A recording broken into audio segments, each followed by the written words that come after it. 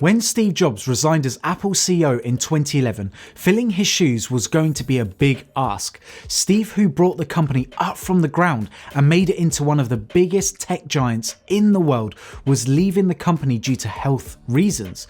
So his place was vacant for someone who had been with the company since the very start, someone who knew the company inside and out, and someone who could carry forward Apple's innovation and progressive ideas. And all of these boxes were ticked by Tim Cook. Hello everyone, my name's Mike, and here at Tech Commune we uncover tech at home and in video. So hit that subscribe button if you want to see more, but today I'm going to introduce a new series where I uncover the story behind the tech and the people that make our lives just that little bit better. This is going to be an ongoing series that I hope you guys all enjoy, so hit that like button if you do. Born in 1960 in Alabama, USA, to a father who worked in a shipyard and a mother who worked as a pharmacist, Tim graduated from Robertsdale High School in 1978. He earned a Bachelor of Science in Industrial Engineering from Irvine University in 1982.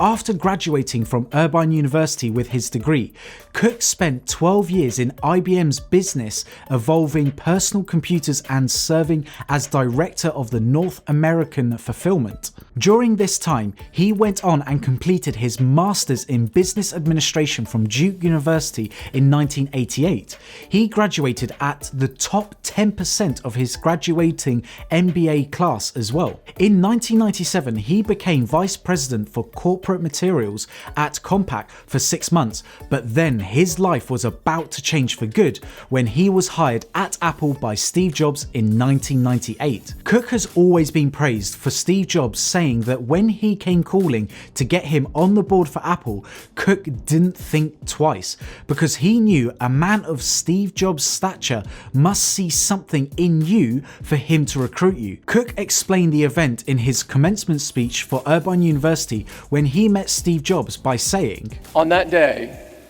in early 1998, I listened to my intuition. Not the left side of my brain, or for that matter, even the people who knew me best. It's hard to know why I listened. I'm not even sure I know today.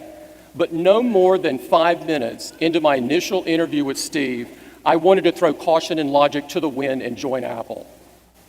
My intuition already knew that joining Apple was a once-in-a-lifetime opportunity to work for the creative genius and to be on the executive team that could resurrect a great American company." His first post at Apple was Senior Vice President of World Operations. He focused on hiring contract manufacturers that brought Apple a great deal of profit and minimized losses. Being a believer in his institution, his group predicted the importance of flash memory and emphasized it in their products. And the first product Apple actually made with flash memory was the iPod Nano, and after that the iPhone, with the iPad shortly after. Bringing success consistently to the company, Cook was promoted to lead operations in 2007 and subsequently promoted to chief executive in 2009 while Jobs was on leave due to medical grounds. While Jobs wasn't around due to his medical conditions, Cook oversaw day-to-day operations while Jobs made the major shot calling. Cook was named the new CEO of Apple on August 24th, 2011, around 6 weeks before Jobs died of pancreatic cancer. It was hard for Cook to see Jobs go before his time, as the two of them were the front runners for Apple's success over the years, making it one of the most profitable companies. The next year in April, Time included Cook on their list of 100 most influential people in the world. When Cook became CEO, he first had to manage the internal politics going on between the staff, as well as the dismissal of some of his employees. He wanted to maintain a work environment where people would work together in harmony with fewer disagreements being put forward. In 2014, Cook told the shareholders to get out of the stock if they didn't share the same vision for climate change and sustainability. Cook traveled to China in 2016 to meet with the officials of the Chinese government after Apple's online iTunes store and Apple Bookstore were closed by them. In 2017, Cook was also a speaker at the World Internet Conference that took place in China. Then he was appointed chairman of the advisory board for the economics school of the Tsinghua University in October 2019. Cook is also a great mentor and a great leader, always leading from the front.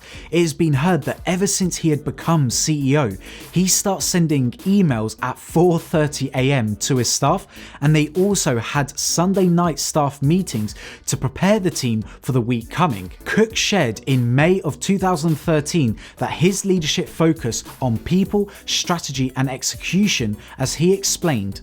There's some things that still arise, but if you get those three right, then the world is a great place.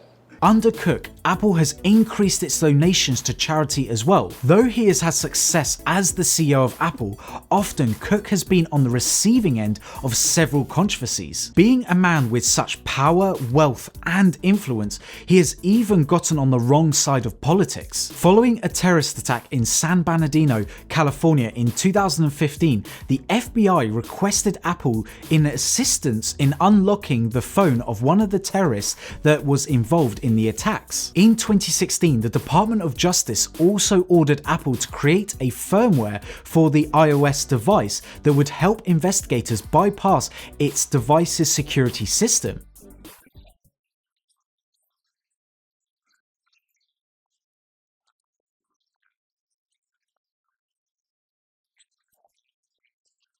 Before we get into the rest of the video, I want to thank Surfshark VPN for sponsoring this part of the video. Now more than ever, we are so reliant on our internet, and without a VPN, you can be exposed to online threats like identity theft, ISP tracking, and even price discrimination when you're shopping online. With Surfshark VPN, it protects your information by encrypting all the data that you send through the internet, keeping anyone unwanted from seeing it. Unlike a lot of VPNs that I've tried before, Surfshark is fast and reliable and can be installed on an unlimited amount of devices. They don't track, monitor or store anything that you do online, meaning that there's no connection or activity logs. Use the link down in the description below or use promo code TECHMIKE to get 83% off plus 3 extra months for free. Thanks again Surfshark for supporting the channel. Cook wrote in an open letter to the judge explaining that it would be considered a breach of privacy and that it would have dangerous consequences.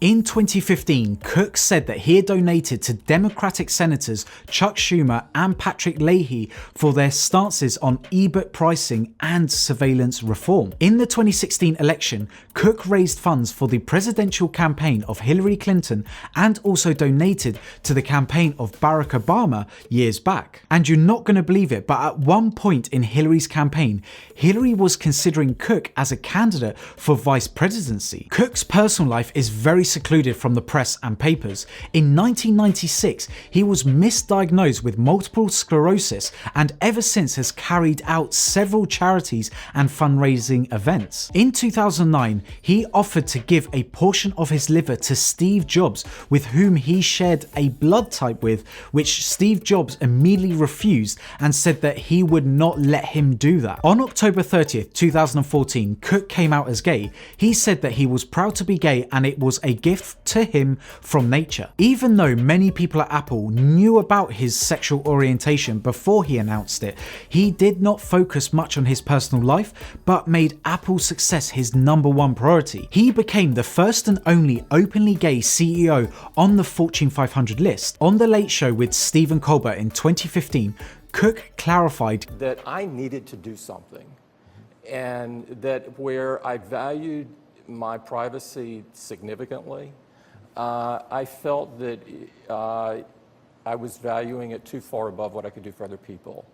And so I wanted to tell everyone my truth. Cook is the recipient of several awards, including the Financial Times Person of the Year 2014 and the Courage Against Hate Award from the Anti-Defamation League in 2018. Being the modest man he is, Tim Cook did state that I do not consider myself an activist, but I realise how much I've benefited from the sacrifice of others. Apple has also been seen as pushing forward more green initiatives that other companies follow, such as making their Apple products from sustainable and recycled materials. From their packaging to their shiny new Apple products, every material used has been thought about from an environmental state. Tim Cook has pushed the company to come up with more green solutions due to his passion for the environment and looking after it. He's even made comments directly to Donald Trump about the seriousness of climate change and global warming, as Donald Trump has made several comments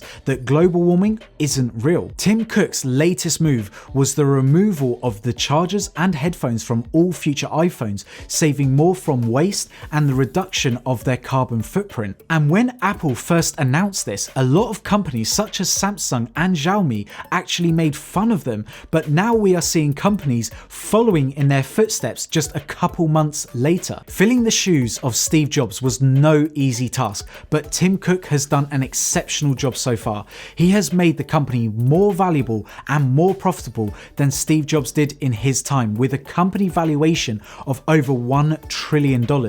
Let us see what's in store for the next coming years as Apple looks to dominate the world with their technology, with Cook spearheading them towards timeless progression with a new era of innovation. If you haven't already, please follow me on Twitter and Instagram at TechCarMoon, drop me a like on this video if you've enjoyed it, and hit that subscribe button if you want to see more. But if you want to see more from me right now, you guys know what to do. Click on one of these two videos, you're absolutely going to enjoy them. Anyway everyone, look after yourselves and I'll see you in the next video. Bye.